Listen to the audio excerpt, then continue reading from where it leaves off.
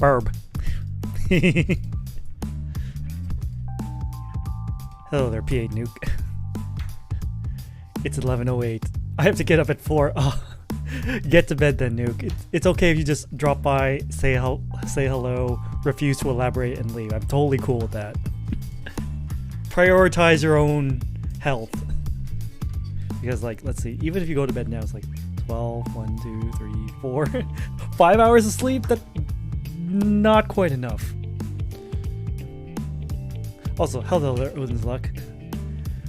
We will begin tonight's lecture at 11:15. Make the streams early. Look, I can't do that anymore. Work has me coming in later and therefore leaving later. There's not much I can do about that. Anyways, like I said, I'll start tonight's lecture at 11:15. I guess I can just shoot the breeze with you guys until more people show up. I was considering not doing the stream tonight. I woke up today with a minor stomachache and it kind of persisted throughout the entire day. On a scale of 1 to 10, with 10 being like the worst pain ever, I would say like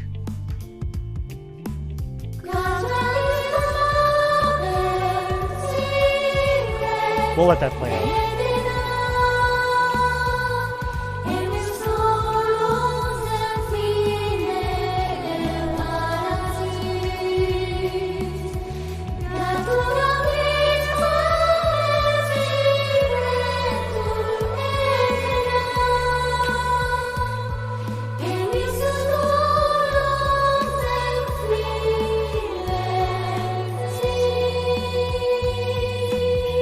What happened to the Burb character? Well, there are redeems for that. Anyways, I was saying, on a scale of 1 to 10, 10 being like the worst pain ever, I would say it's like a 2.5 that persisted the entire day.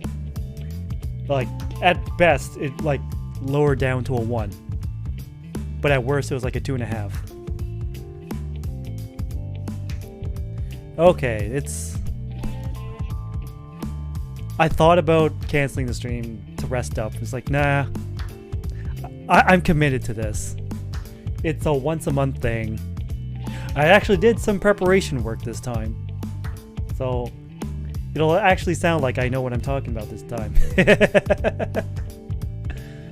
Yeah, it's on the cooldown now. I mean, tomorrow night I will be like doing a Genshin stream just because I feel like it. I mean, the new update just dropped. There's new story quests to do. There's card games to play. It's time to duel, as they say. But that's tomorrow night. Tonight we're focusing on improving our writing skills.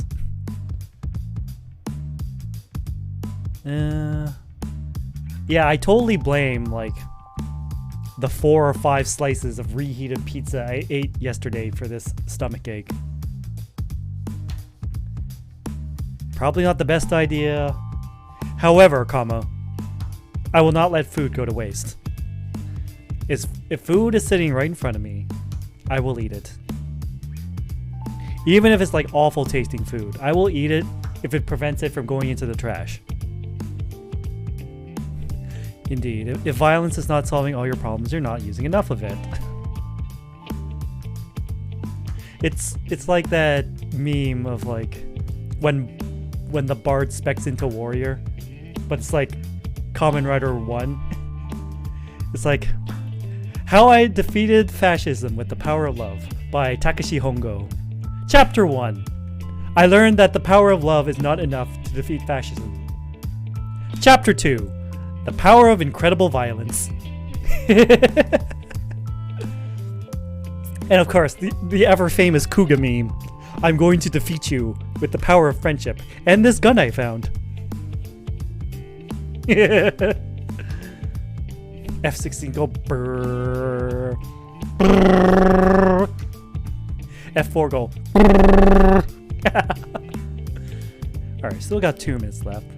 More people will probably show up. and the A10 goes.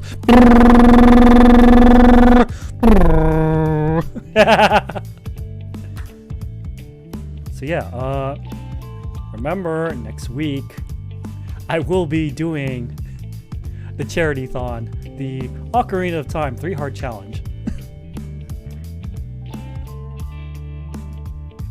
I feel like this is some kind of American meme. I'm too safe to get. Don't worry, Odin. I'm not American either. I'm just reading chat and just going along with it. Sometimes I just look at the American border. I'm like, the fuck they doing over there? I say that as if I can actually physically see the Canada-USA border from where I live. No, not brrr, it's brrr. I'm just reading this as I go along and just doing the silliest sound effects as much as I can. But anyway, it's 11:15, so brrr. Anyways, Bert and Ernie. Anyways, it's time for tonight's writing workshop. Remember, I tend to do these, or at least I aim to do these every first Wednesday of the month. So anyway, today's topic is subplots, as you can probably tell from the stream title. So,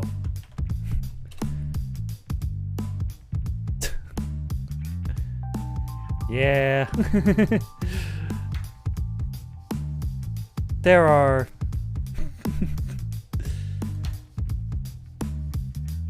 alright. As much as I share the sentiment, like, let's reel it back, Nuke. You get one. Alright, so I should probably start with, what are subplots?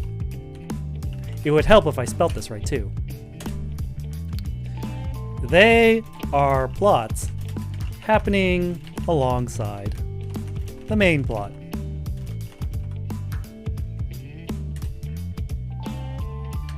As the prefix suggests,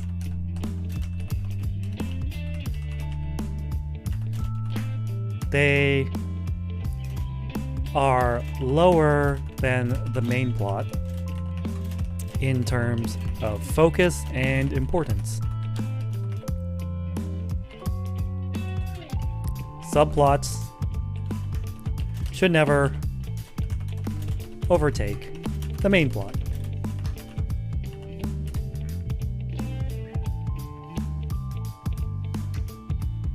Plots that are submarines, and subplots are torpedoes.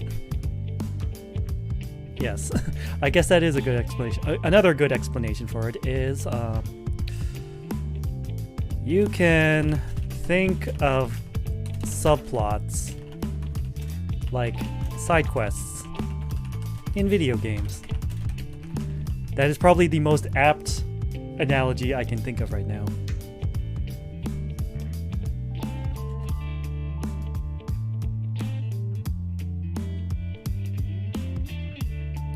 They usually start after the main plot's goal is established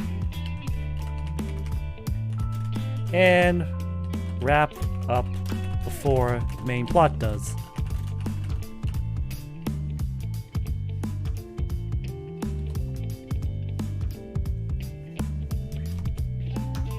Are we having a workshop? Yes, we are, Shinken Magenta.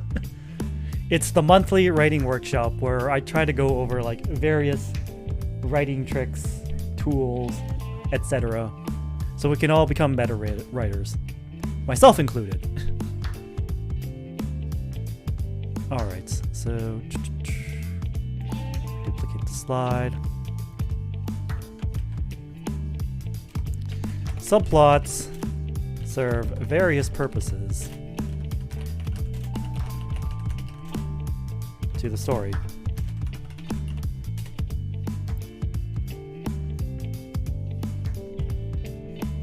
they can provide exposition.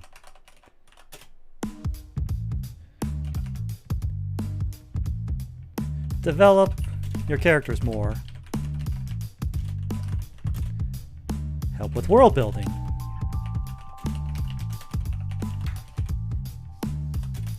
Providing context, etc. So what I mean by this is providing exposition, like it provides exposition in a way that feels natural. So it doesn't feel necessarily like an info dump like you see in so many isekai anime, which is somewhat justified because like the main character is a fish out of water, and that's there's only one kind of plot. It's the fish out of water plot. It can't be helped. Develop your characters more. I mean, you look at side quests in video games, especially the Yakuza games. I'm going to be referencing the Yakuza games a lot because I feel like as stories and for literature, well, not literature, as far as story goes, they use a lot of tools that I would use as a writer to develop your characters.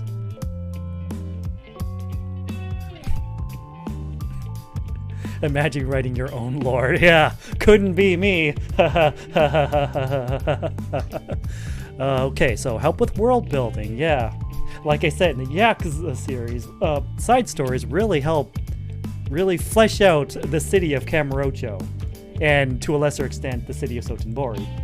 Well, I say city, but they're more like districts within the cities. Like Kamurocho is the red light district in Tokyo, and Sotenbori is the entertainment district in Osaka.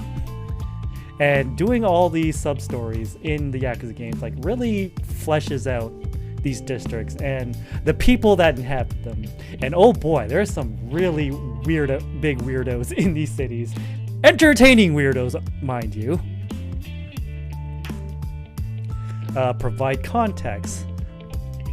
By this I mean, let's see, context of the main plot, the main stories. Like, it also gives, in terms of context, like you could also say it's like provides new perspective. Like, what are not main characters thinking about, like the whole main conflict going on? It's like, do they feel helpless? Are they angry about it? Etc. etc.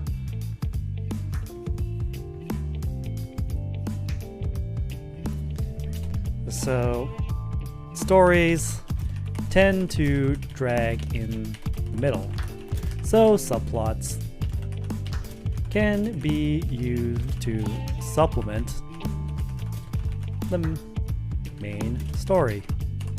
Yeah, see, in the beginning, you set your groundwork, you hook your readers in, you set the stakes, you introduce your characters, you provide motivation for your characters. And then you reach the middle. It's a long stretch to the end. The middle of the story cannot survive on just the main plot. It's too bare bones. There's not enough meat. And if you stick to just the main story, it's gonna feel like so much is happening. There's no time to rest, which is not how real life works. So you need subplots to fill the, let's say, the dead air with. Give the readers and the characters in your story some downtime. Because if you try to make every page like super exciting, full of action, both the readers and the characters are going to be like worn out.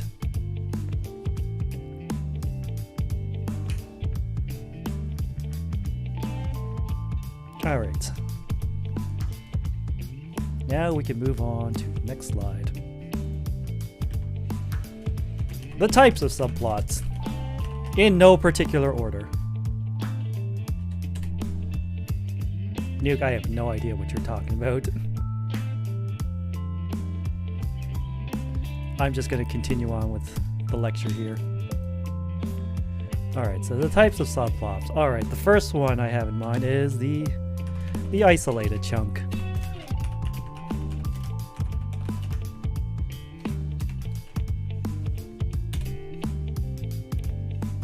These are great for first-person narratives.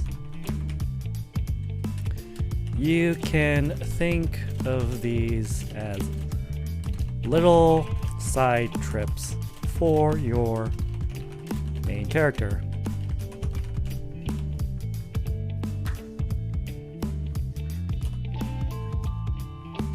It's very easy to write these. And by terms of ease, it's like you don't really need to plan them out. Just start a new chapter for this. Wrap up and return to the main plot in the next chapter. It's a little side quest. It's literally a side quest. You just start the new chapter, let your characters do your thing, finish up, get back to the main plot. Oh, that was a little nice side adventure. I'm trying to think of some good examples that isn't Yakuza. When I was gathering materials for this, they did mention for the isolated chunk. If anyone's read like The Adventures of Huckleberry Finn, then this will sound familiar. I myself haven't read The Adventures of Huckleberry Finn. I know of it. I should probably get around to reading it.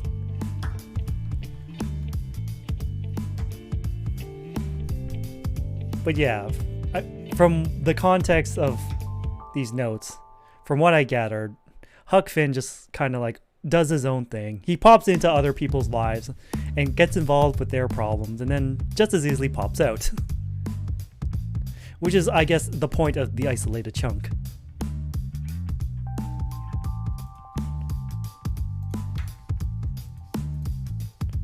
The next one we can talk about, the mirror subplot. Now what is the mirror subplot? Ow! Alright, quit squinting around. I'm trying to hold a lecture here. So what is a mirror subplot? Well, let's see. A secondary character faces a conflict that mirrors the main character's main dilemma. Maybe it's not the exact same dilemma, but there are similar circumstances, similar stakes, similar actors involved. Just overall similar. Not necessarily the same, but similar. Probably different in scope, like different in what's at stake. But nevertheless, it is similar.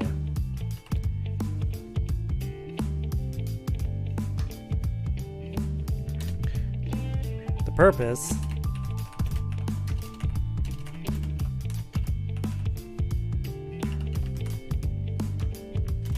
is for the main character to learn from this and gain insight into solving their own problem. By learning from the success, and more importantly, the failures of other characters, the main character can build experience into solving their own problem.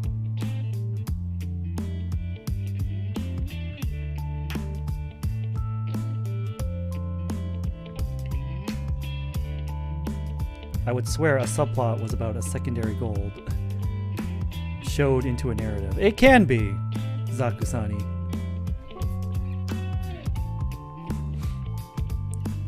Many, if not all, subplots tie into the main plot in one way or another. It may not be apparent at first, but in the end, when it all wraps up, it does. Also, welcome to the stream.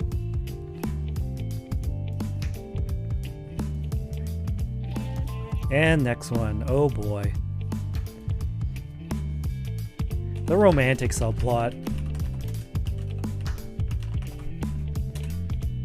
A secondary character. No. not a secondary character, the main character's relationship with a love interest complicates their journey to resolve the main plot.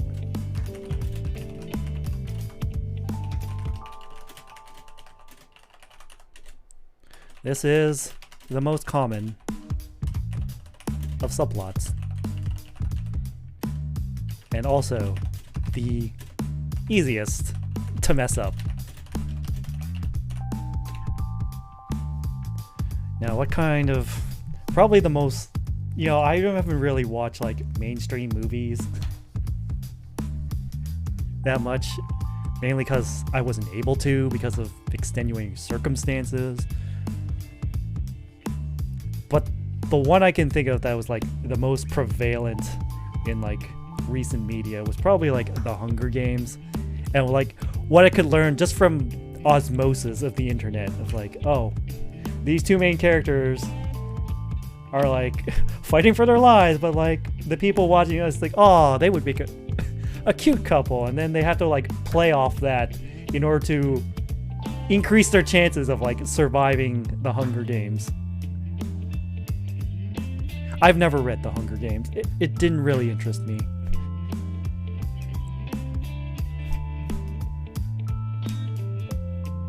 I had enough of my fill of child exploitation in real life. I mean, what? Anyways, moving on.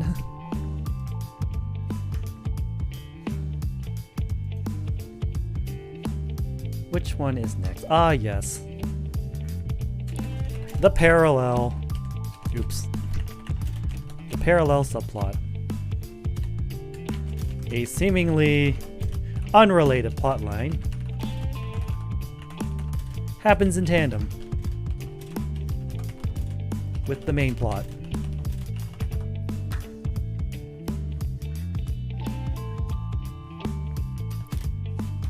That is, until they collide.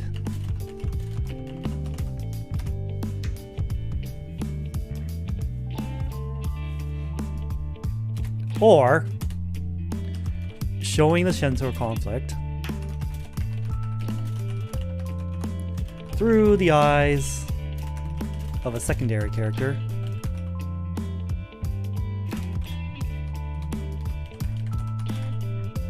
providing new perspective.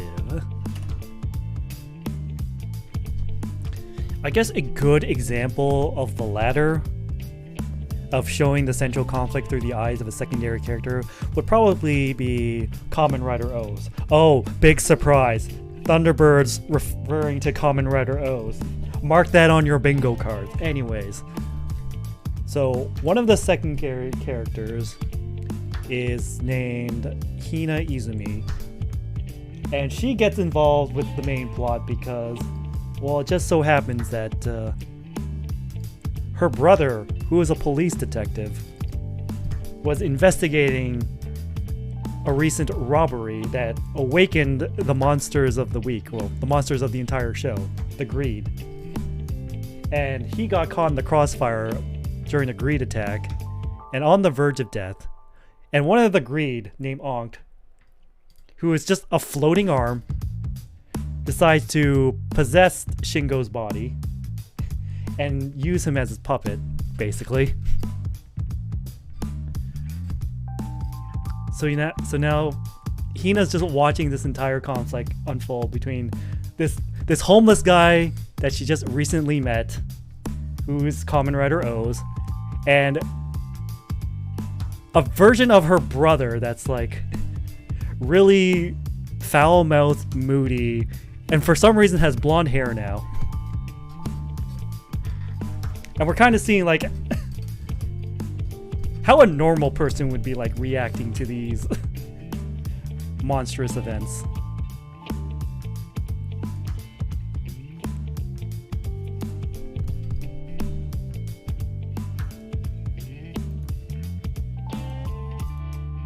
And the next one. The next one is the Swallowtail. It's probably called the Swallowtail because it's like it resembles the shape of a swallow's tail, where it starts at like 2 points and then they converge and then they make the actual tail. I'm pretty sure that's where they got the name Swallowtail for this. Another example is the Return of the King movie, being half the travel to Mordor on the perspective of Sam. It's been a long time since I've watched the Lord of the Rings movies.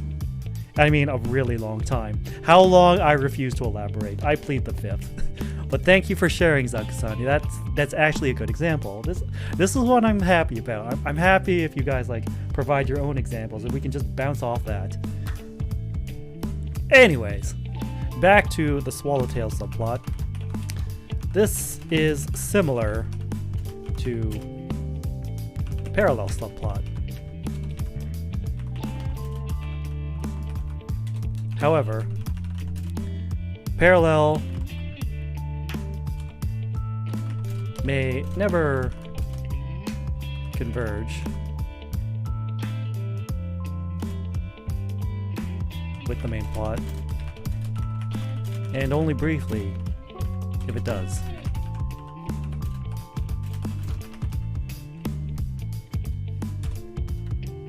The Swallowtail subplots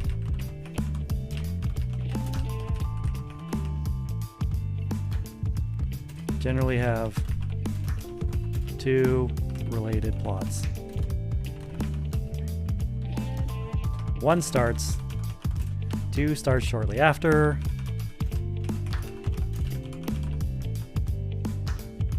seemingly unrelated, but slowly converge.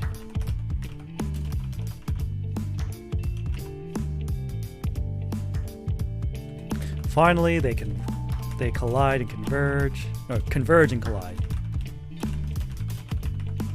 combining into a new plot 3. Yeetus the fetus. Let's not. Anyways, probably the best example I can think of for the Swallowtail is actually like the main plot of Yakuza, where you have the different perspectives of Kiryu and Majima. And at first it seems like they're doing like their own isolated things, completely unrelated, in two different cities. However, as the plot progresses, you can see that these two are on a crash course with each other. What one does begins to affect the other, and so on and so forth, until finally they actually like swap cities for a bit. And then that's when the two plots collide. And without even one being aware of the other, they're both fighting for the same thing.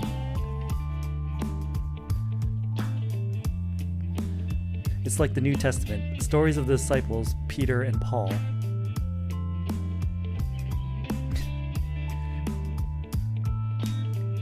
Nuke, behave yourself.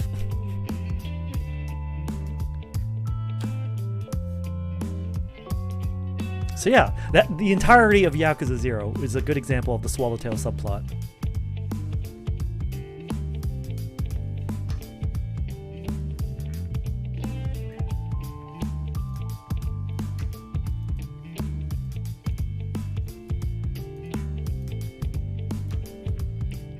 The complicating subplot. We'll talk about that one next.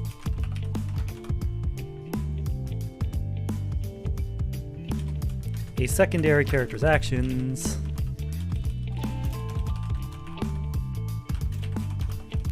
complicate the main character's experience with the main plot. Or a main character's mistake results in a secondary conflict to arise and complicate matters.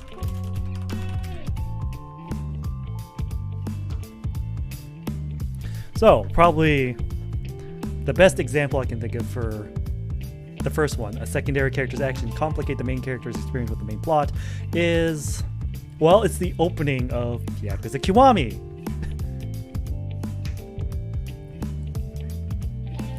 where Kiryu's sworn oath brother, Nishikiyama, does something that really jeopardizes both their careers. I mean, it's understandable why he does it without going into spoilers. But if they're both caught, they're both in deep shit. And so Kiryu decides to take the fall for his bro and set himself up as the sole perpetrator of the big fuck up. And that pretty much kicks off a lot of events, both for Kiryu and his brother Nishiki.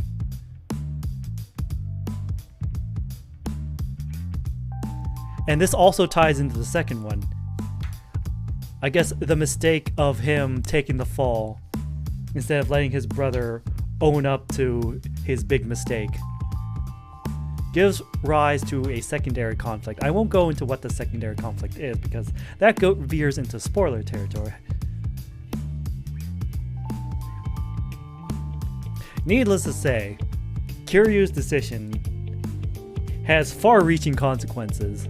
He means well, but oh boy, does it have far-reaching consequences. And the whole main plot of Kiwami is Kiryu having to deal with said consequences of his actions.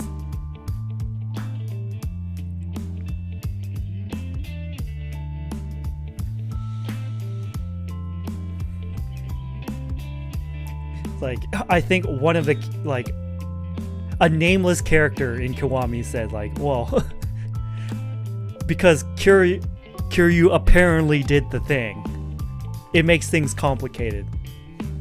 And they say, oh, if Nishiki had done the thing, it would have been really, it would have simplified matters. Unbeknownst to them, Nishiki did in fact do the thing.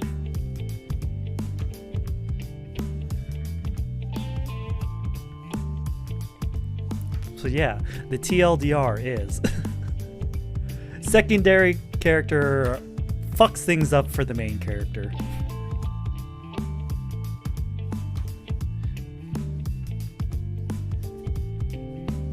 You know, I've never even watched the Emoji Movie. I heard that was a thing. I didn't want to believe it was a thing. I thought it was just a fever dream. I thought the people on the internet were just pulling a prank.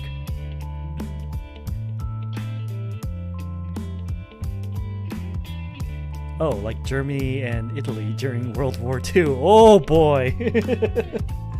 I guess you could say that.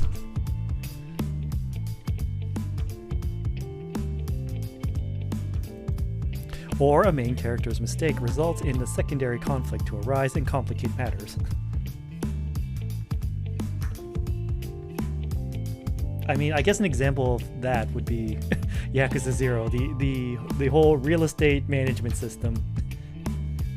I mean, it kind of ties into the main plot, but not really. It just makes Kiryu a lot of money. Because guess what? Real estate is very lucrative. Who would have guessed?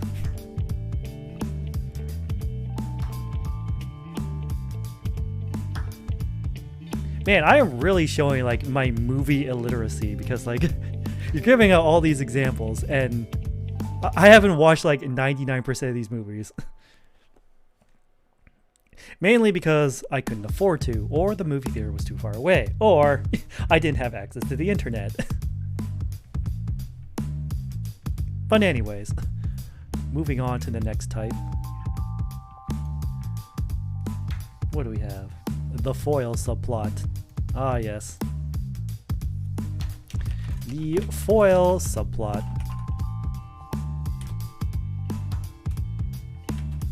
A secondary character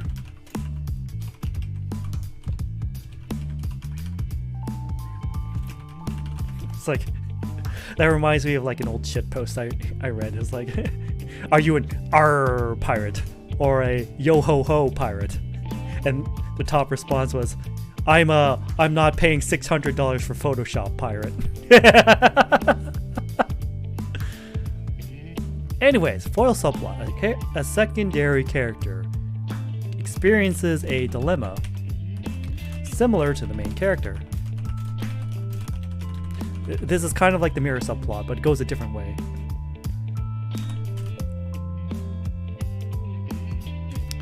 They strive to resolve it in a different way. A contrast, or foil if you would, that highlights the main character's qualities and characteristics. I mean, that's the whole point of like the foil in storytelling in general, is to, it's like, use this opposite thing to really highlight the good things and the bad things of your main character.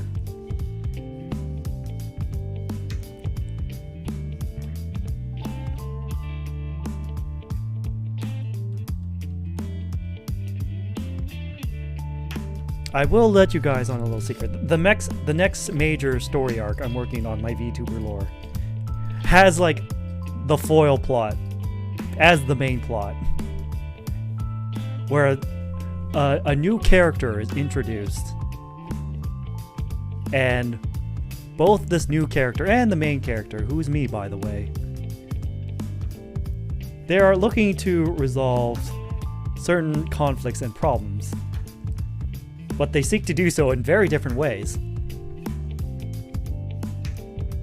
And the whole plot is like centering on the conflict when these two opposing methods of resolving the issue collide with one another. I won't reveal any more than that. We'll get there when we get there. I still need to get to writing my VTuber lore again. I've taken a bit of a break to work on other things, but now that those other things are done, I'm starting to get back into writing, while planning other things too. God, my life is so busy.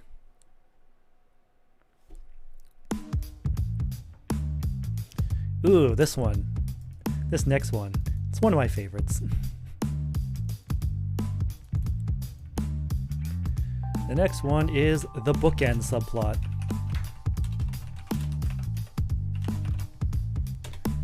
Alright, what is the bookend subplot? Well, as the name suggests, it's something that happens at the beginning and also at the end. A small conflict is introduced early and remains untouched for almost the whole story. Oh, how did I misspell that? Okay, there we go. Untouched for almost the whole story.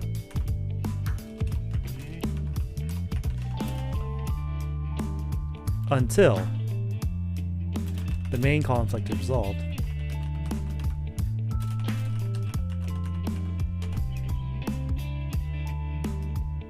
So, an example of this that I'm actually using in my own VTuber lore is the conflict of,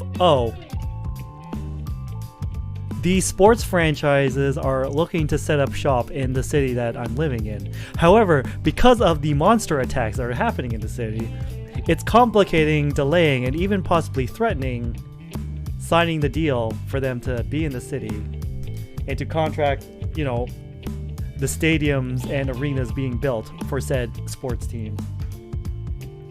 And it's just a random thing that's heard on the news in the background, and then it's not further elaborated on until probably the first story arc is completed, when like the monster problem is taken care of, and then I'll probably put in another news thing happening in the background. It's like, oh, the deal finally went through, and now construction can begin on the new stadium and the new arena, yada yada yada. Everyone's happy. Like, dude, where's my car? Dude, sweet. I only remember like snippets of that movie. I didn't really pay attention. the whole concept just seems silly to me. But yes, it's like one of those things.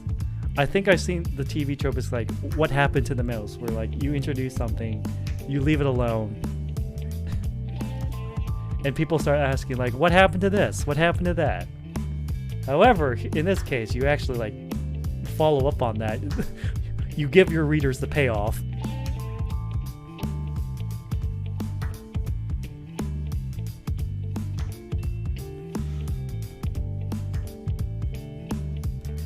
Another version is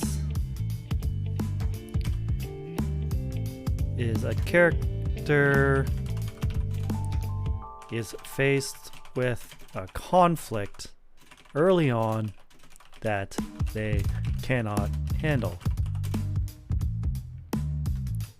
However,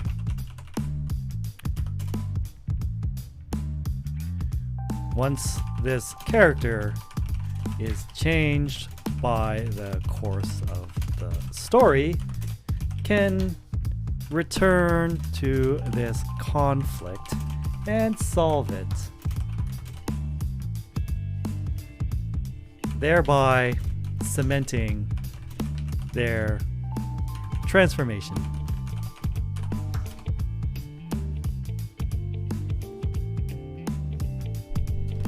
Alright, this is going to be like a very out of left field example I'm using, but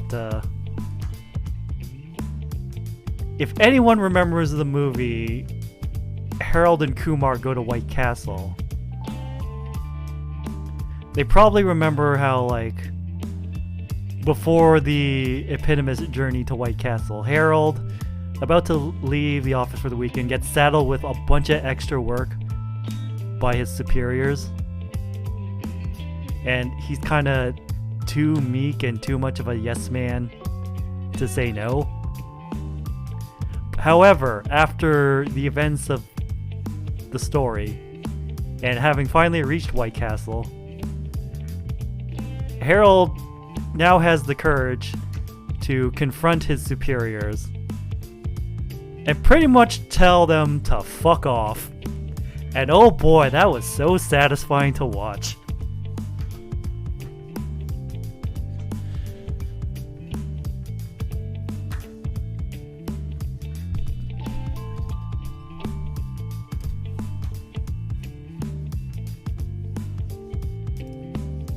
Alright, I think we've gone over a lot of different examples and types of subplots. Now we can talk about what is the purpose of side plots.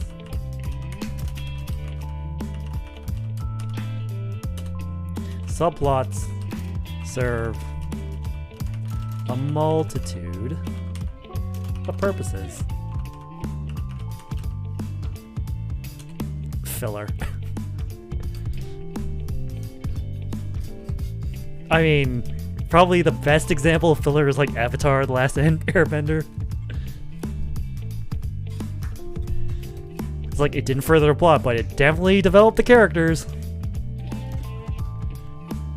Which is actually leading into my next point. Subplots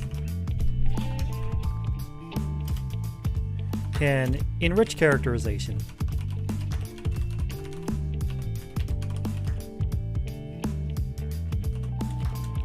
They can give the readers new information and more depth for the characters.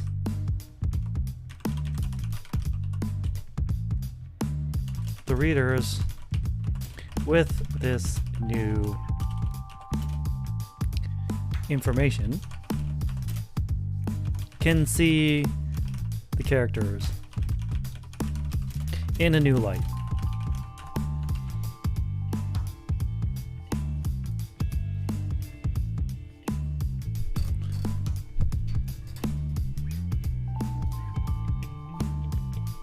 A good example of this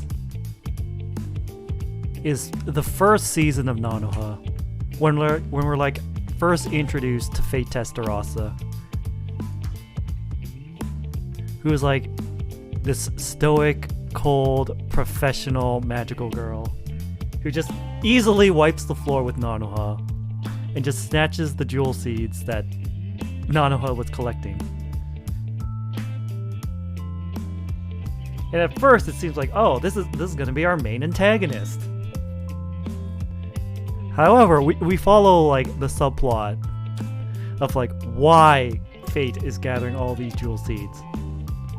And then suddenly everyone sees Fate in a completely different light.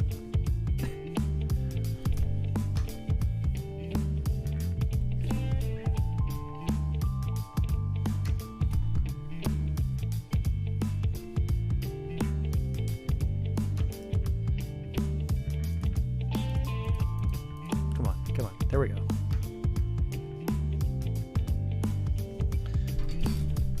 Subplots can also lend essential context.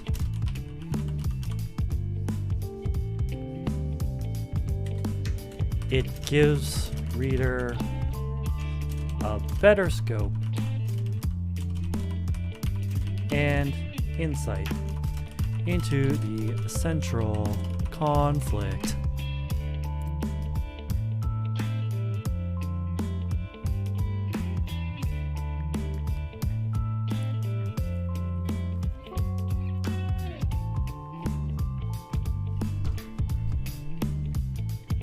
The best subplot you can ever hear in any media? Saint Seiya, the Asgard Saga. Is this you just shilling Saint Seiya? Because I'm all for it.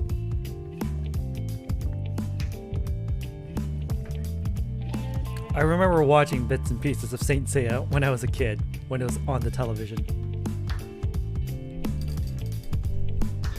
Of course, my chances were very limited in how many times I actually watched those episodes, so my memory of that show is spotty at best.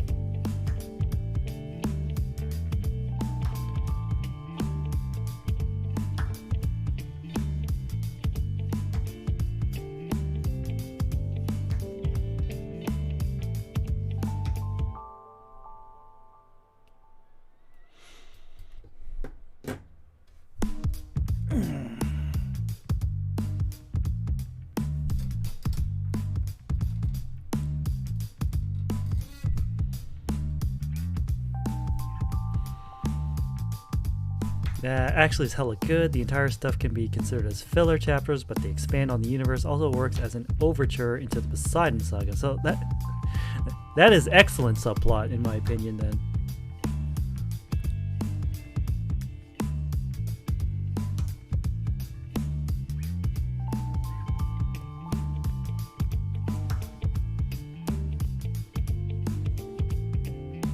Speaking of good subplots, I guess I can go back to like the Avatar Last Airbender example, because this leads into my point that I'm talking about here. It's like if you were watching Avatar The Last Airbender, it's like you get a good idea that like Fire Nation bad. But then you start to realize, why aren't the other nations doing anything about this? And then you realize, when we get to the Earth Kingdom, oh, they are actively suppressing all information. Which, how the infamous "there is no war in Ba Sing Se" came about.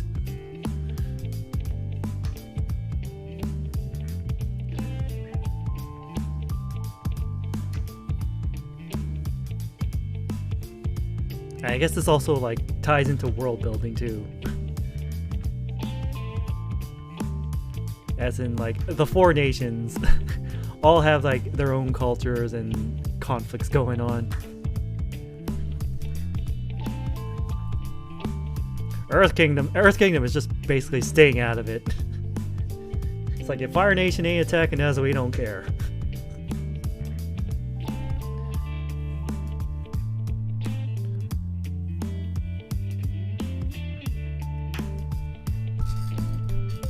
Yeah, the problem with Avatar is the subplots, because if they are in such a hurry on stopping the Fire Nation, they don't seem too focused on it.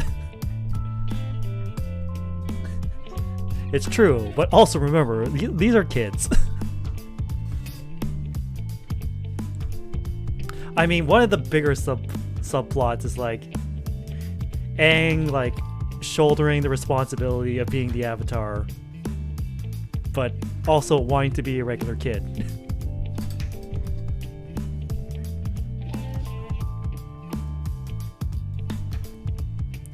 So anyways, back to essential context gives readers better scope and insight into central conflict.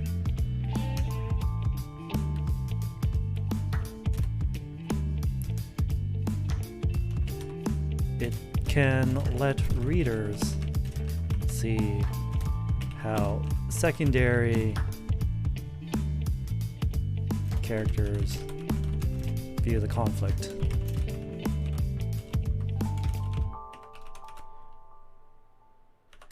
And no, secondary characters and even the general public of the story view the conflict.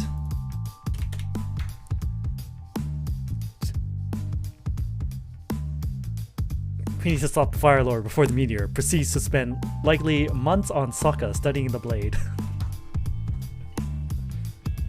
Yeah, there is...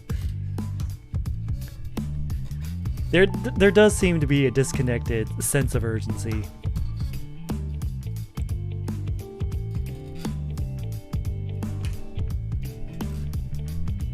But I think it ties into one of the points I'll be talking about in a future slide.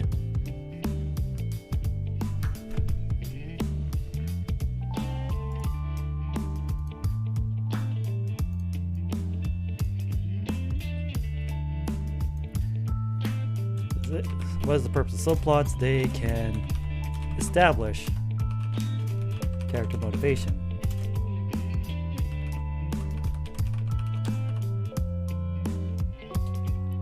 They can highlight why the characters are so determined to achieve their goals.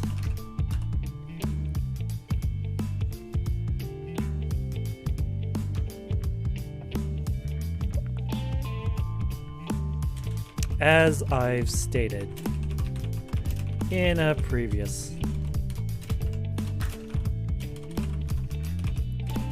lecture, character motivation is one of the most important things in making your characters believable.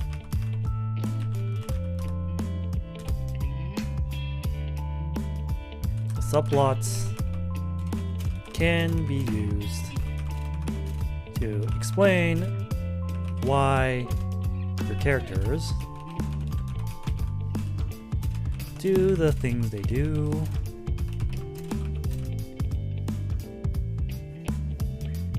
and act the way they act.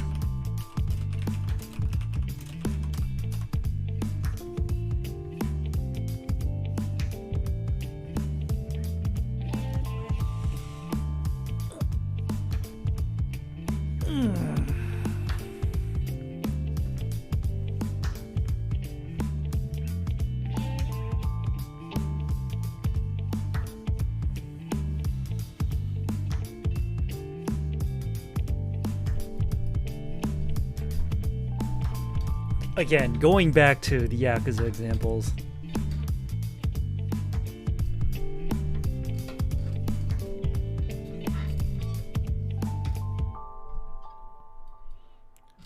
like there are a number of like sub-stories where Kiryu is like taking care of a child,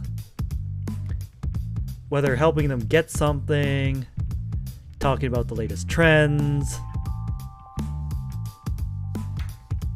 or, you know, just helping them stay safe in the dangerous red light district of Kamurocho. And in doing these sub stories that involve children, you gain kind of an insight of like what Kiryu's life was like growing up.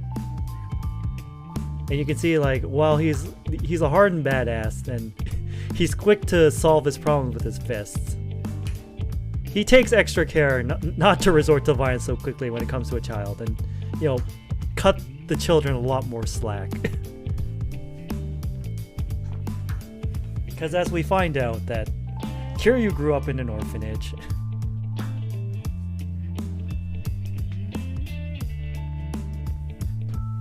And then we find out the real purpose of the orphanage. Which adds extra gravity to Kiryu's situation. And because Kiryu grew up in an orphanage without his real parents, it kind of lends to the fact that like he acts like a father figure to Haruka for the entirety of Kiwami.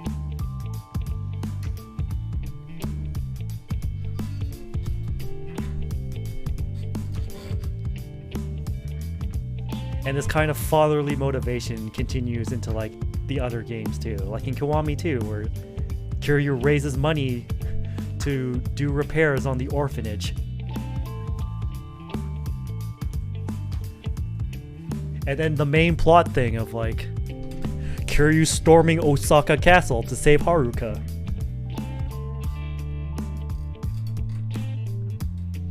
Culminating in a fight with not one, but 2 tigers. And he wins. That's the power of fatherly love.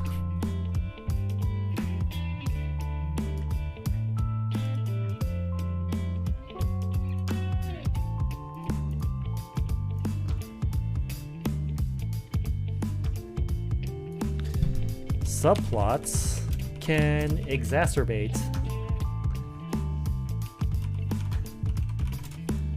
the internal conflict. What does exacerbate mean? It means make things worse. Subplots aren't always necessarily good. Like we've demonstrated with complicating subplots, they can make things worse for the main characters.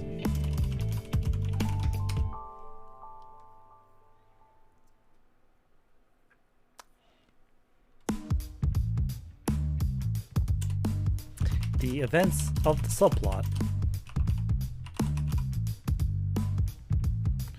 can mess things up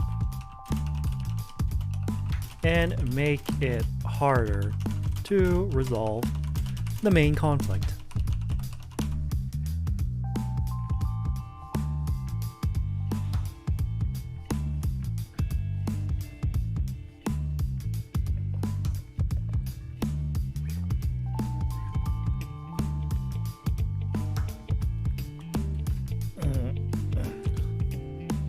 Yeah, I'm just making sure I drink water regularly. I've been talking quite a bit tonight.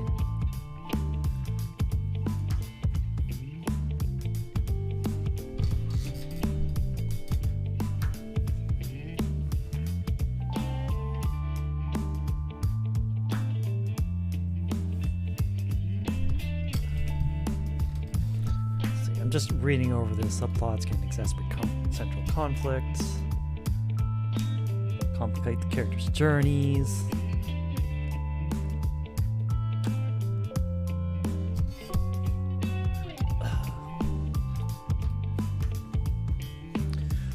Okay, so back to the Yakuza 0 subplot. So, like I mentioned, there was this subplot of like real estate management. And to like start the real estate management thing, you have to help like a client for the real estate business clear out a squatter from a property he's trying to buy. However, the squatter happens to have ties to the Yakuza. He's got some muscle backing him up. And then you go and resolve the conflict that Kiryu the only way Kiryu knows how to, with his fists. So he fights off the Yakuza, scares off the squatter. The client can buy the property and start up the real estate management thing. And then you find out, those Yakuza you kicked out, they were part of like the Yakuza family that belongs to one of the 3 Dojima family lieutenants. And that gives them like ammunition and motivation to kill you. So they track you down and then it kicks off the main plot, and oh boy. If you don't like turn in your new boss to the Yakuza by this time, you're a dead man. We're launching a full-scale manhunt. You will not be able to escape the city. Not alive, anyway. So yeah, that's an example of a subplot severely complicating the main plot.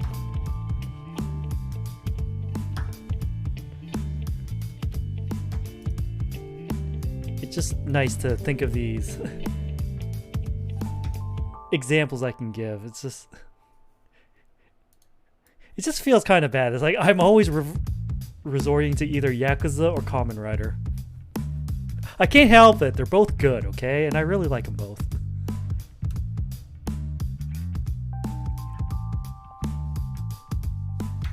Ah yes. Subplots can build suspense. They can foreshadow future events. And also create dramatic irony.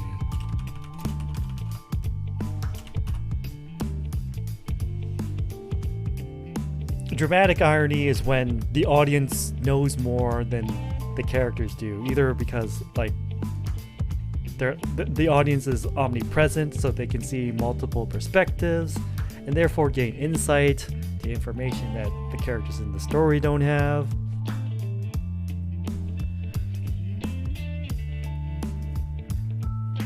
So it can result in like characters unwittingly falling into some sort of trap that seems very obvious to the audience, but because the audience have the advantage of omnipresence.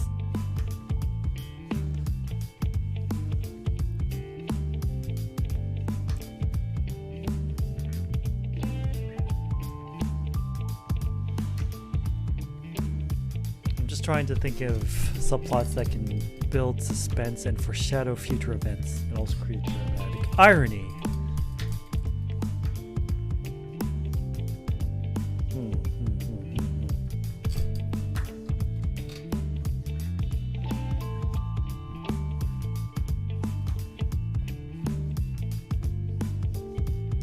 I guess the whole cabaret club management and real estate management in Yakuza 0, both of them were like, there's like these group of big shots trying to like take over this. There's certain fields of business, like the 5 billionaires in the real estate management and the 5 stars in the cabaret club management. Like, in hindsight, it really does serve as like a mirror to the main plot of like the 3 Dojima lieutenants looking to obtain the empty lot in order to gain wealth and status, because if they get that empty lot, they gain the entire like property segment of that Kamurocho area, and they can be the head of the Kamurocho revitalization project. And if that project goes through, they look to make back the billions of yen they spent in acquiring that land. They're looking to make that back at least 100-fold. So bringing that much money to the Yakuza is sure to give you a lot of prestige and respect, and a lot of promotions too. Which is the whole point, because like the Dojima lieutenants, by doing so, will get promoted to captain of the Dojima family, and the head honcho, Dojima himself, will probably be promoted to captain of the entire Tojo clan and eventually the chairman of the Tojo clan. And the whole plot is we're trying to prevent that from happening. Because in doing so, Kiryu's father figure will be ousted out of the Dojima family. Kiryu will probably be killed.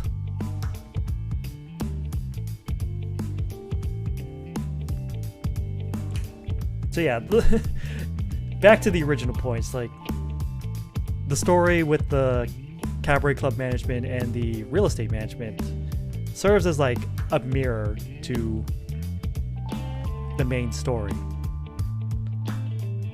It foreshadows what happens in the main story. It's just in the main story, the stakes are much, much higher.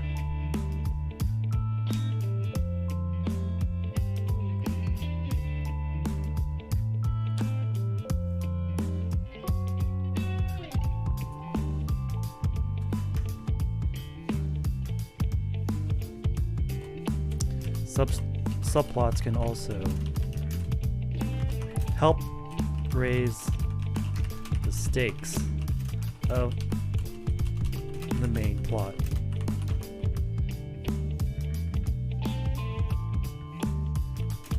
Usually by revealing new information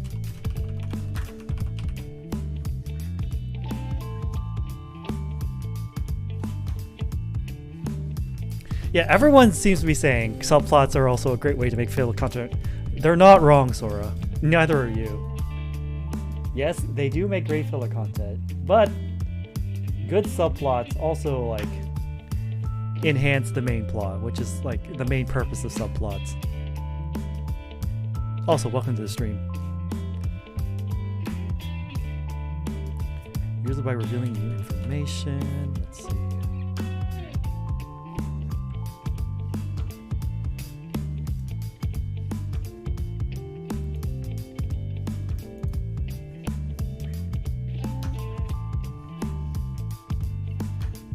Subplots can help to reinforce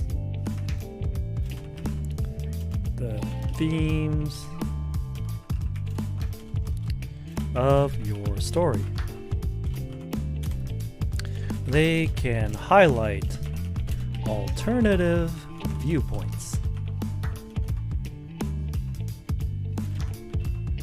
and experiences that further highlight story's themes.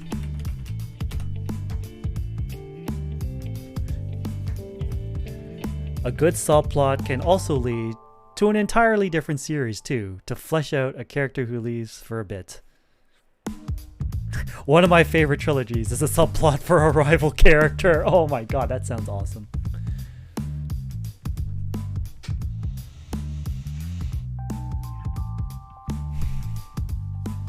Again, like, as much as you guys are probably tired of me of going back to Yakuza 0, I can't help it. There's a lot of like good examples we can use from Yakuza 0.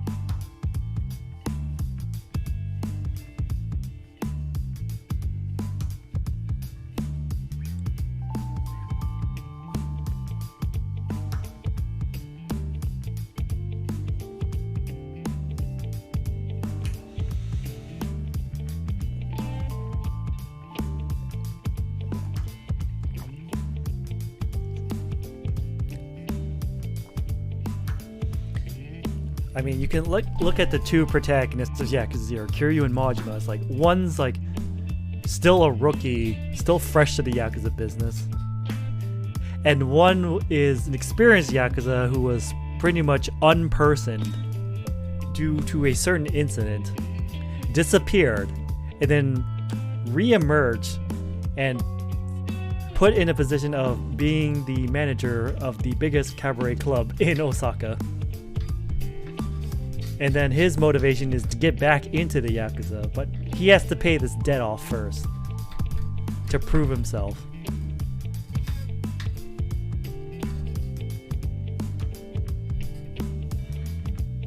And the other alternative viewpoints that you get from Yakuza, besides these two, is like the higher-ups of the Dojima family, the higher-ups in Tojo Clan headquarters, the Tachibana real estate, the owner of the empty lot that everyone's trying to get, and probably most importantly through all the sub-stories, the ordinary citizens of these cities and their like viewpoints and opinions on the Yakuza, or if they're just completely ignore the Yakuza and trying to focus on their own problems.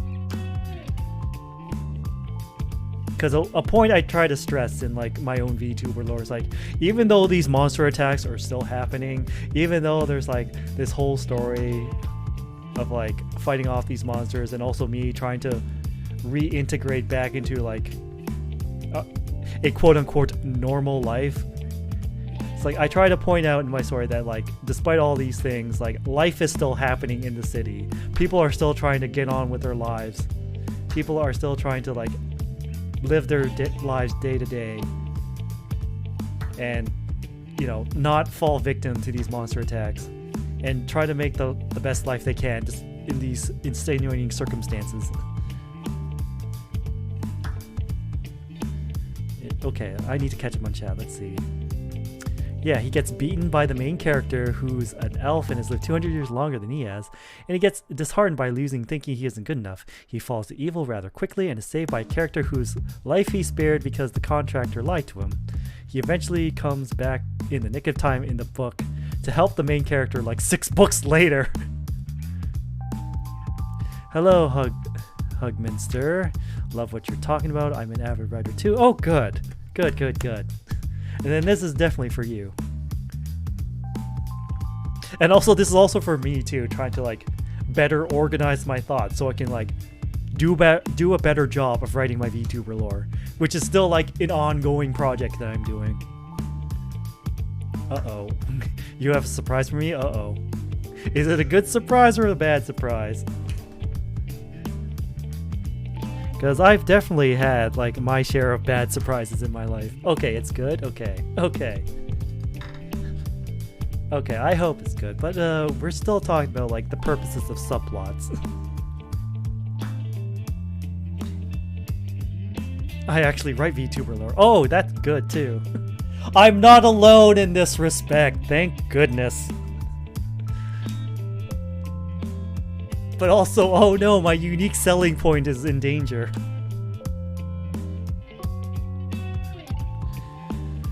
But the lecture must go on. Reinforce themes. Let's see. Railgun to index. Ah, yes. It's like, oh yeah, those things are the same. Just, well, similar but different, I should say. It's like same universe, same characters, just different plot points. What is the purpose of subplots? Subplots can be used to reveal backstory. Ah yes, everyone's favorite thing, backstory. They can reveal events and experiences. Ow, ow, ow, ow, ow, ow, ow, ow, ow, ow, ow, ow, ow, ow, ow, ow. A hug a day keeps the bite vev. Okay, so that's what you were talking about. That's your big surprise. Welcome, Raiders. I'm Thunderbird Prime, Master Hero VTuber, and I'm currently doing a writing lecture on subplots. Let's do a shout out for Hug Minster. Ah, you were also playing Genshin Impact.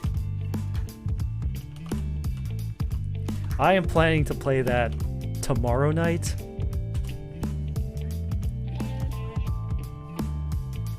Oh, I realized, I had things set up.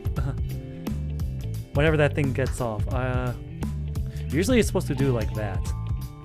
Like, make my eyes shine. It's not working, I should probably fix that. Anyways, back to the lecture. They can reveal events and experiences that shaped your characters into who they are today. And yes, I'm going back to Yakuza 0 for my examples. There is one particular sub-story involving Kiryu and a small boy, an innocent lad, as the game calls him, who's on a quest to gain a certain something from a certain vending machine in a certain back alley. And then Kiryu, upon discovering what this vending machine actually is, freaks out and backs out on his promise to this little kid to get the contents of the vending machine to him. And then the kid kind of understandably is disheartened and says like, it's like, oh, another adult has lied to me. Adults always do this. They always lie to me. Is this what I'm going to become when I grow up, is a lying adult? And this kind of like hits a nerve in Kiryu, because he had like similar experiences as a child where like adults lied to him and deceived him and so on and so forth. Which is probably why he grew up to be like a very honest and straightforward man. And then he resolves himself to be like, I refuse to be one of these lying adults. And then he goes through with the promise to this kid, which objectively he probably shouldn't have done. Because by the end of this sub-story, the innocent lad becomes a sophisticated lad, shall we say. It's definitely something that sticks out. I think there's a clip of me like reacting to the sudden change in the boy's title. It's like, from a subjective point of view, I can see why Kiryu did that. From an objective and ethical view, however, he shouldn't have done that. Like, he really shouldn't have. I'm like 70% sure that was illegal, what he did. Yes, it's one of the more memorable sub-stories in Zero. You know, right up there with How to Train Your Dominatrix and the retrieval of RQ3.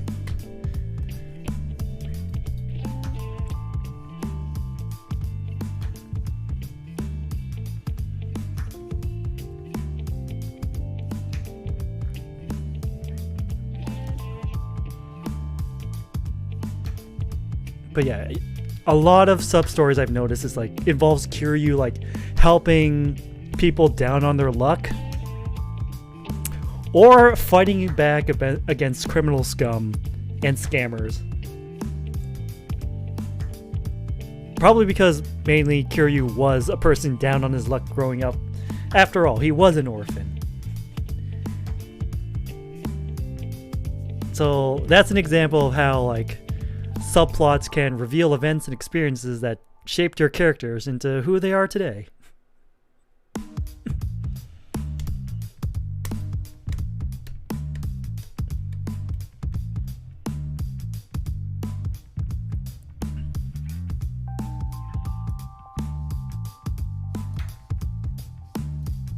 And let's see, what's the next one? Reveal backstory, the next one.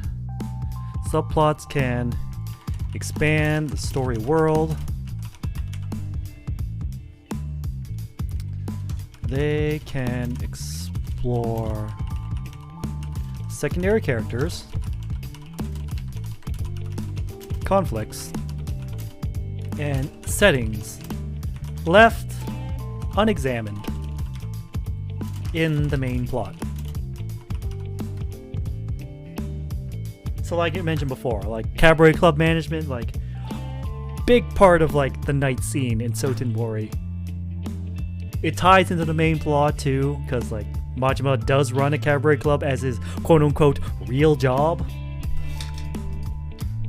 And that's what he's doing until like the main plot kicks in. But like the cabaret club management and like talking with the main girls of the cabaret club is like, it gives you insight into like why cabaret clubs exist in the first place and how like they provide a vital service. Well, I wouldn't say vital. They provide like a service that's very high in demand. I wouldn't say vital. It's high in demand. It also gives insight into like the kinds of lives that like these cabaret club hostesses live, both on the job and out the job. It's like, what do they do on their days off? Like, what are their interests and hobbies? Like, why did they become a cabaret club hostess in the first place? And they all have their own different reasons. And it also serves to like humanize these workers too. They're more than just pretty faces once you get to know them. I mean, they certainly are pretty faces. Especially since the fact that, like, I found out later that the cabaret club hostesses are, like, modeled after, like, real-life gravure models, JAV actresses, etc., etc. Which just makes it even better.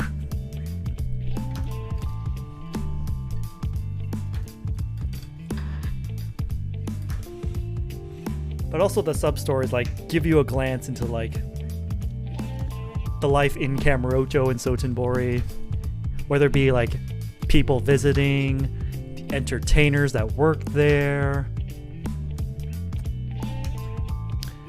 the eccentrics you meet there, like, oh, I don't know, Mr. Libido, Mr. Shakedown, the Opatarian,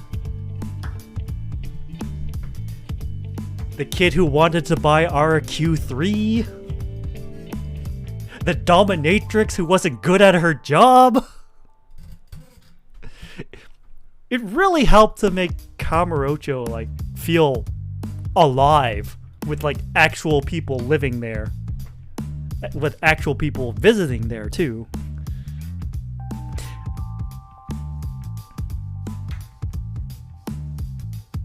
Yeah, as I was about to say, aren't a lot of them gravure hired models by Seg? Yup, they are.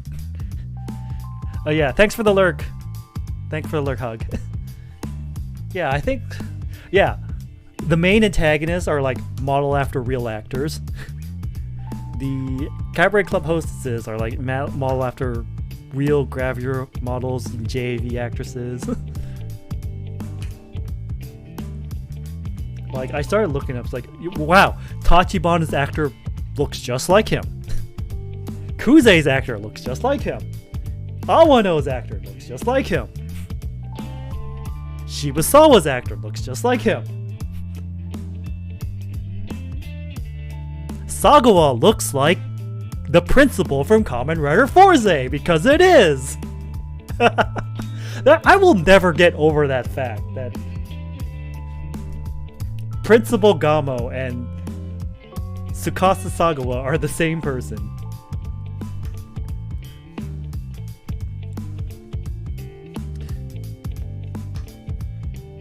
I also learned the actor for Yadana in Kira Manger does gravure stuff. Let's go! Alright, so what you're saying is I need to watch Kira Manger. I mean, I was planning to do that anyway, but now I have even more reason to do it.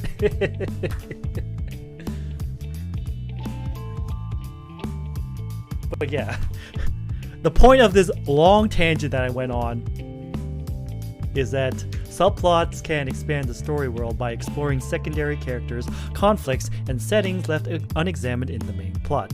It's kid amazing, jazz hands.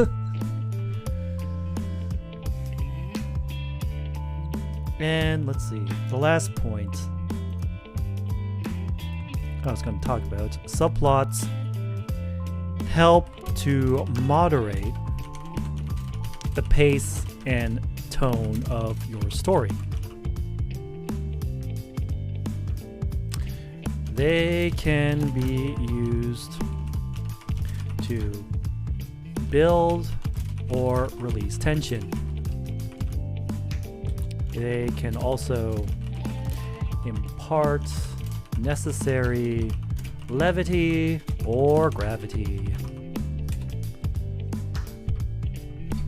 I need to finish Shinkenger. I'm on like episode 37.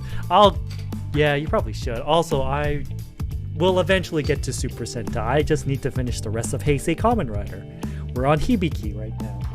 Then we need to get to Kabuto, Deno, Kiva, and then Decade. And once we finish Decade, we'll start Super Sentai.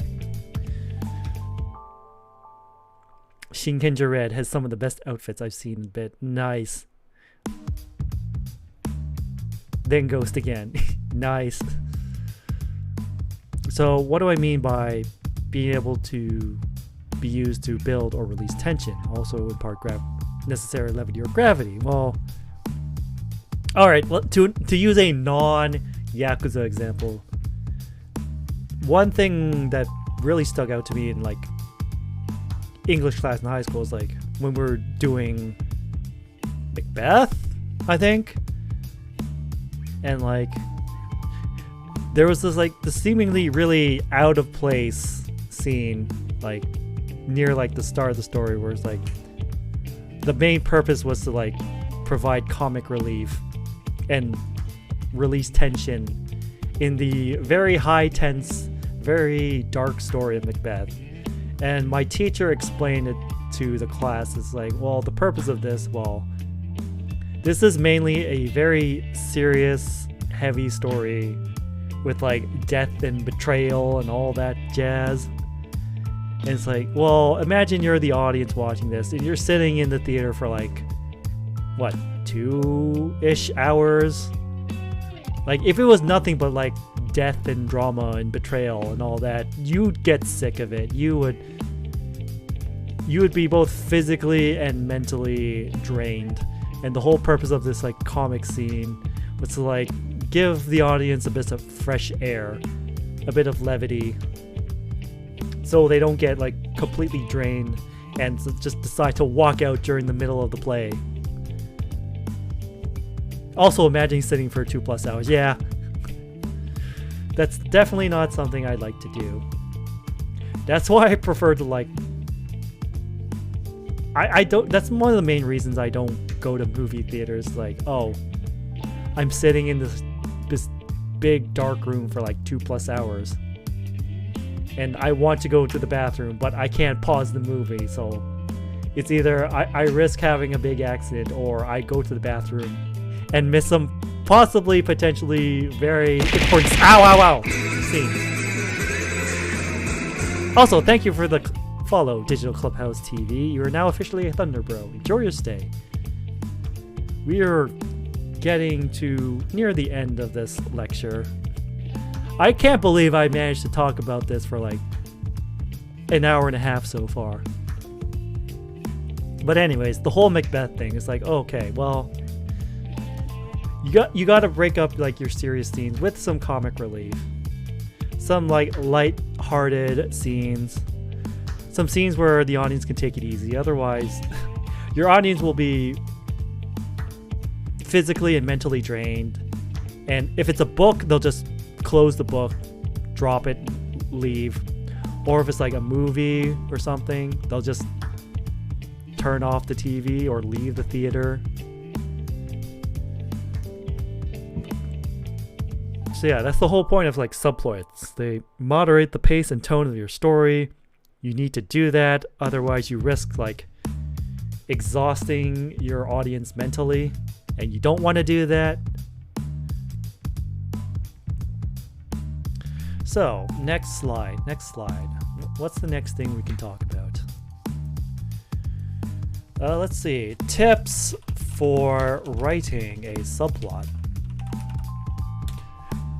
We talked about what subplots are. We talked about their purpose. We talked about the different kinds of subplots. Now let's actually talk about like, how do you go about writing a subplot? Alright. So first and foremost, subplots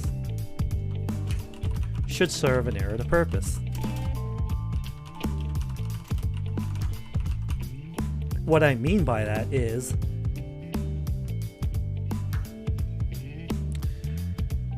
they should tie in with the central conflict. Even if the tie-in is faint, can you remove a subplot without impacting the main plot?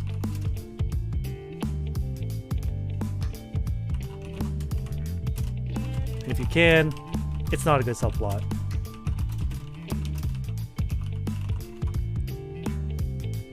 It's kind of like that silly rule, the sexy lamp rule. It's like, if you can replace one of your characters with like a quote-unquote a sexy lamp and it would have no impact on the story, then that's probably not a good character to have. You can probably just remove that character altogether. Same thing with the subplot here.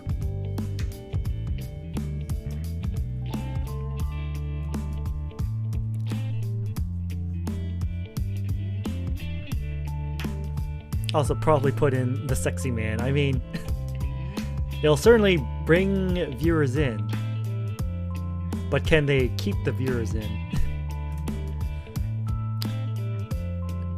You can get them to come, but can you get them to stay? That's the big question. But anyways, back to my point. If you can remove a subplot without impacting the main plot, it's probably not a good subplot. I almost followed a Dan Kuroto parody account. I mean, that man is, I would say, a delight to watch during X8. It's like, if Dan Kuroto is on the screen, I will not look away. I will be paying full attention because he's about to do something interesting. Or say something interesting.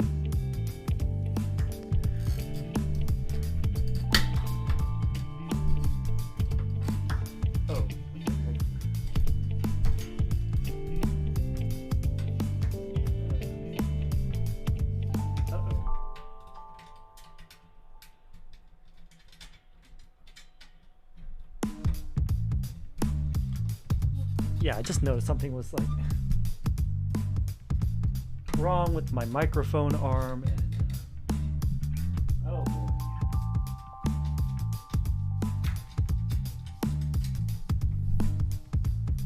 Okay, quick fix there. Yeah. He was making fun of how long it took for X8 to finish Chronos on a clip someone posted. It's like, damn, you took this long to beat my dad? Lame.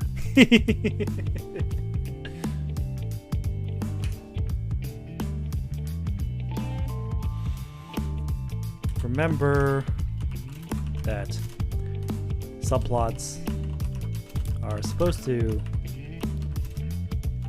enhance the main plot.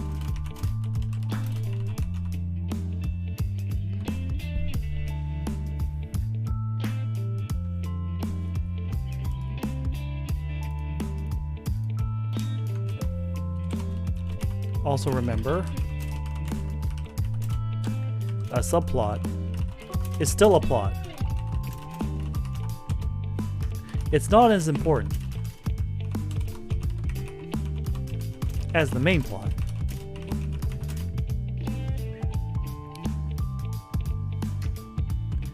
But you still need to resolve it. Subplots, like the main plot, need their own beginning, middle, and end.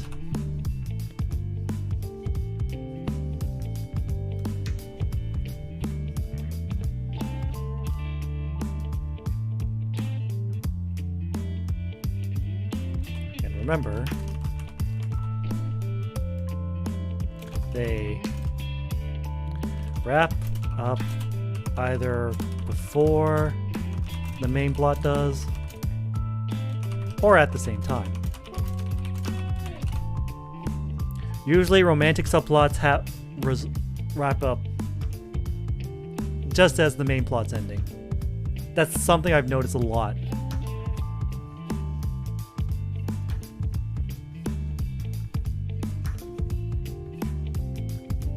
So yeah, even though subplots aren't as important as the main plot, you still need to plan them out. They need their own beginning, they need their own middle, they need their own end. And usually that end is like either adds new stakes to the main plot, gives character insight. We went over these points, but yeah. Make sure they wrap up and add something to the main plot.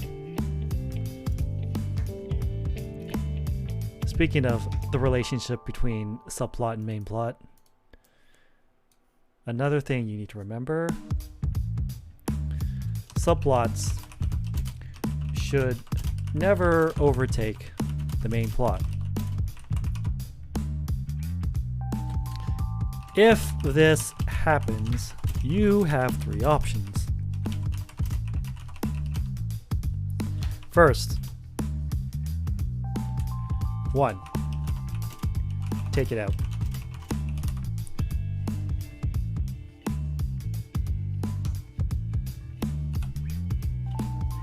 2. You upgrade it to the main plot.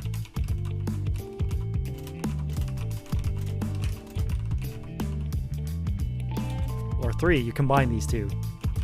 3, you take this subplot out and write a new story as with this as the main plot.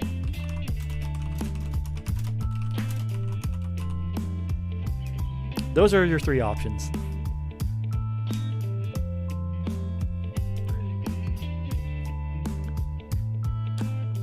I mean, if a subplot is overtaking the main plot, it is defying its name. Sub, below, you know, that prefix, that thing we all learned in like English class. Prefixes and suffixes and the meanings of words.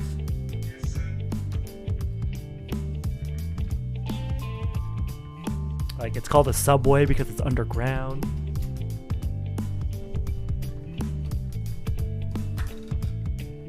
Sub-zero because it's below 0 degrees Celsius.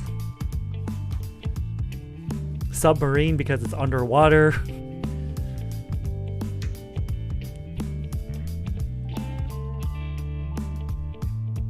Subpar because it's below par.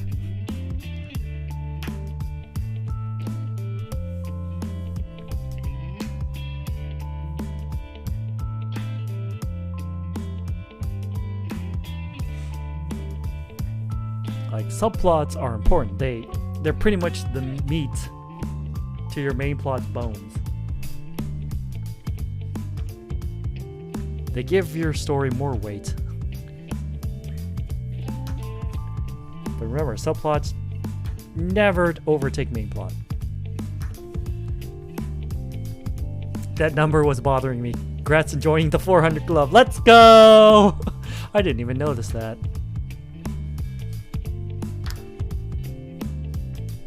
Like, I don't really notice the follower numbers. Like, I open up like the creator dashboard on Twitch. It's like, oh, okay, that's a thing, and then like proceed to change the stream title and category, and just like go to a different tab and just ignore it. I'm from Hug's group. Welcome, welcome. I already thanked Hug for the raid, but it's nice to see new faces in here. We are getting to the end of this lecture, which is good, because like we're almost at 2 hours. We're just talking about subplots this month. Alright, what's the next talking point? Let's see. Yeah, I already talked about subplots ending before the main plot. Let's see. You can always try a new point of view when writing a subplot. If your story is mainly written in first person view, you can switch to third person view. and vice versa. It'll certainly be disorienting when you first do this. It'll probably throw your readers off balance just for a bit. But it's a useful tool that you can use to like show that a subplot's happening.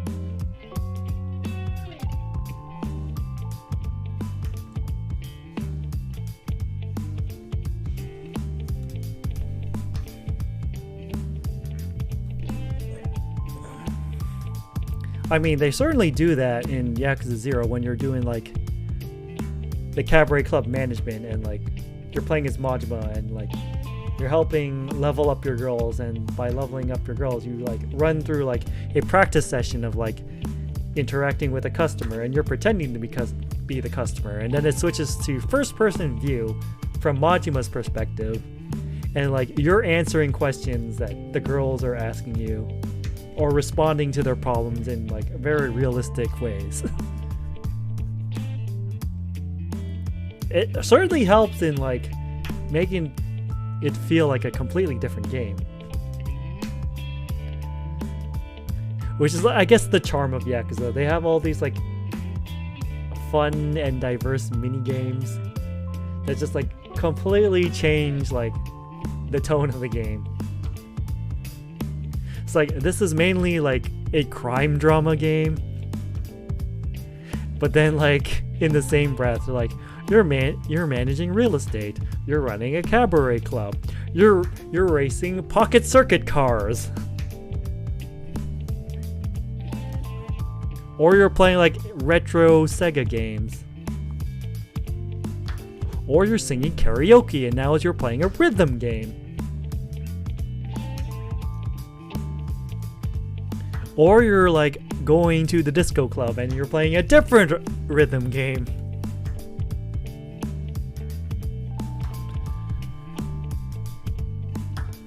But I digress. The main point I'm trying to make here is that switching between first and third person view when you're like writing a subplot is a neat tool you can use.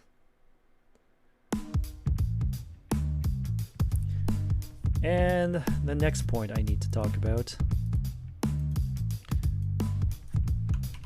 Tie in your subplots to the main plot. Either thematically or literally. Thematically, as we've discussed before,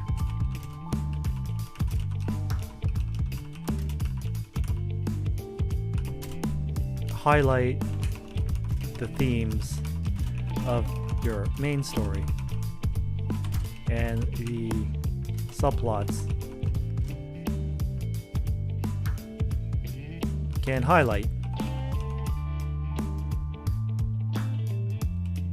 Subplots can serve this purpose. Literally,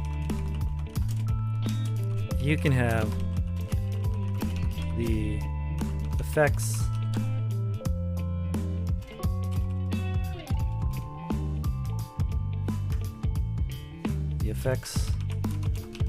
or resolution of the subplots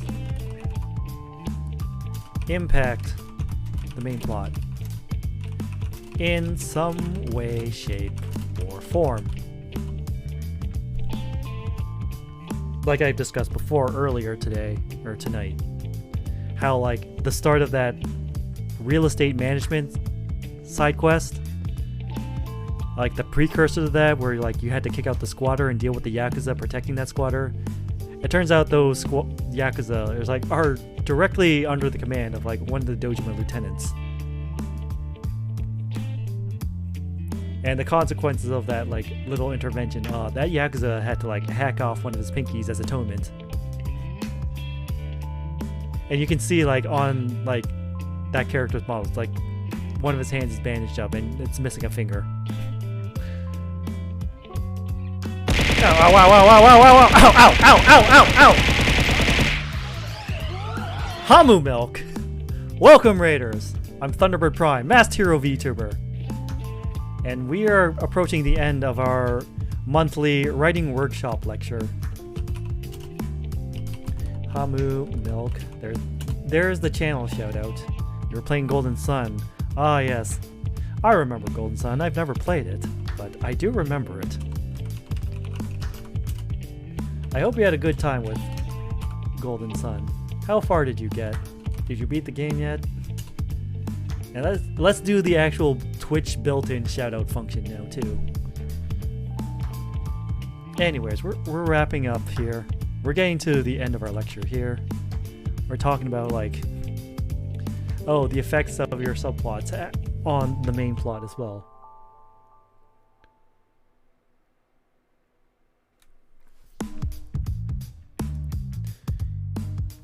And an important thing you need to remember about subplots is that subplots add complexity and meat to your story. Without subplots, your main plot is basic and bare bones. Especially in the middle part.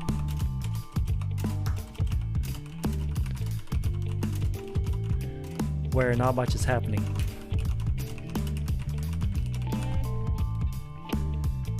It's one of my favorites. It was a good time. I'm about halfway through the first game maybe. Alright, how long is that game anyways? Like, I know RPGs tend to be long. And that's an understatement. I mean, look at Yakuza. Yakuza is an action RPG, and it is hella long. I think we're like 14 streams into Kiwami 2, and we're not done yet. To be fair though, most of those streams were dedicated solely to side quests and side content.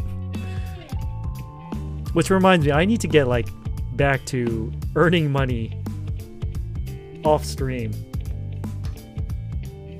Yeah, so I got enough points to enter like the Dragon Battle Royale Mahjong tournament, and then I used my Peerless tile to instantly win with 13 orphans. And I only got like 200,000 yen, which is absolute bullshit. I'm just like going back to the casino and like betting an obscene amount of money on roulette and just save scumming the hell out of that. But I digress. I'm going back to this. Let's see. Subplots add complexity and meet your story. Yep. Just like how side quests give you like the majority of experience and items and equipment and money in an RPG. If I stopped running around and chatting, it's probably like 8 to 10 hours. But since I'm streaming, it's definitely taking me back. Oh, definitely. If I wasn't running around doing side content in Yakuza, I probably would have beaten the game by now. But I can't help it.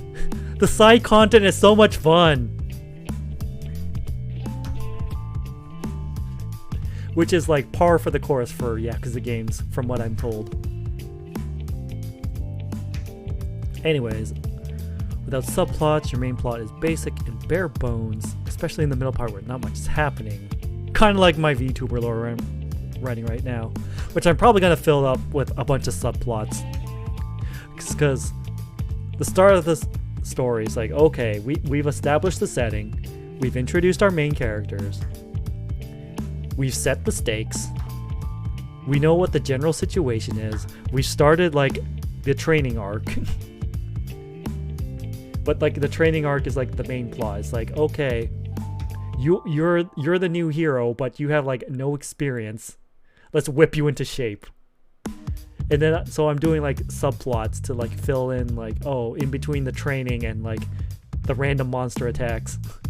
What am I doing in the meantime? I would love to pick your brain on writing. Maybe if I ever get back to writing streams again. The plan right now is like do writing off stream, because I've noticed that during my writing streams, like more often than not, I often lose focus or get distracted by something. So like I'm taking some time off I'm reducing streaming days to like focus on writing, try to get refocused. But anyways, it's definitely understandable.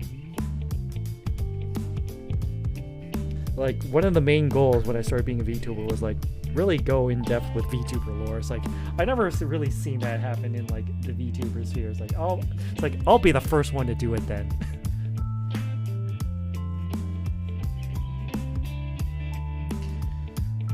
But remember, subplots cannot stand alone. If they can, they're the main plot now.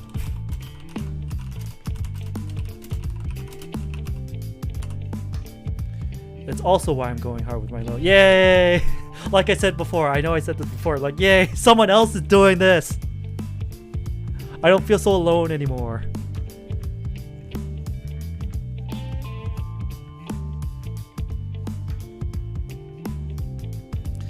Remember, subplots can stand alone. If they can, they're the main plot now, which ties into like the previous point I made. It's like, subplots should never overtake the main plot. If they do, you need to turn that into the new main plot.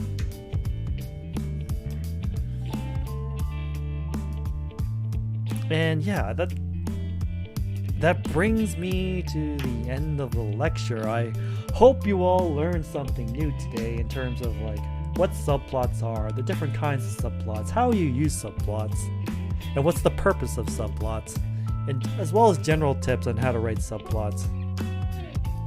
And oh wow, we actually managed to fill up 2 hours.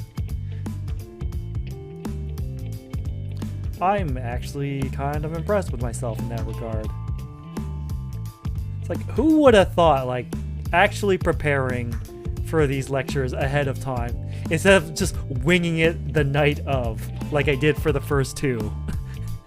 Who would have thought that would make such a difference, am I right? Anyways, we should get looking for someone to raid. Who's on right now?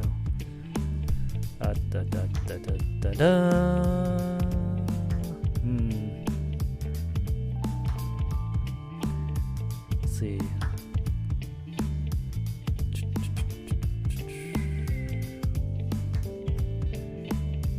You know what? We can go raid Kusha Soul. They are building the Magnamon model on stream. Alright, let's do this. I can vibe with that. So, Kusha Soul. Before we start the raid, I could just throw down the link to all my socials. Follow me on Twitter for all schedule updates. I will probably be doing a schedule update tomorrow morning because Genshin wasn't on the schedule, but I decided to play Genshin tomorrow night. Follow the YouTube channel for all the VODs. Join the Discord if you want to hang out, and if you're feeling generous, there's a link to my throne. I mean, the Christmas season is upon us. Wink, wink, nudge, nudge. And also, here's the raid message. Ow. Every time, there's a raid message. We're raiding Kusha Soul, like I said before. And remember to stay prime.